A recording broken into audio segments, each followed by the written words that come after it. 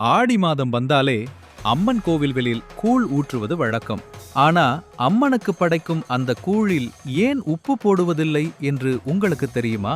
இதன் பின்னால் இருக்கும் ரகசியம் இதோ. உப்பு என்பது சுவையை கூட்டுவது மட்டுமல்லாமல் ஒரு பொருளின் தன்மையை மாற்றக்கூடியது. இறைவனுக்கு படைக்கும்போது எந்தவிதமான செயற்கை மாற்றங்களும் இல்லாத இயற்கையான தானியத்தின் சுவையையே அம்மன் விரும்புவதாக நம்பப்படுகிறது. குறிப்பாக அம்மை நோய் அல்லது வெப்ப நோய்களால் பாதிக்கப்பட்டவர்கள் அம்மனுக்கு உப்பு இல்லாத கூழ் படைப்பதாக வேண்டிக் கொள்வார்கள். நோய் தீர்ந்த பிறகு நன்றி கடனாக உப்பில்லா கூழ் படைப்பது ஒரு நேர்த்திக் கடனாகும். அதனால் அனைவருக்கும் பிரசாதமாக தரப்படும் இந்த கூழ் நோயாளிகளும் பருகும் வகையில் உப்பில்லாமல் தயாரிக்கப்படுகிறது. படைக்கும்போது உப்பில்லா கூழ், குடிக்கும்போது சுவைக்காக மோர், சின்ன வெங்காயம்.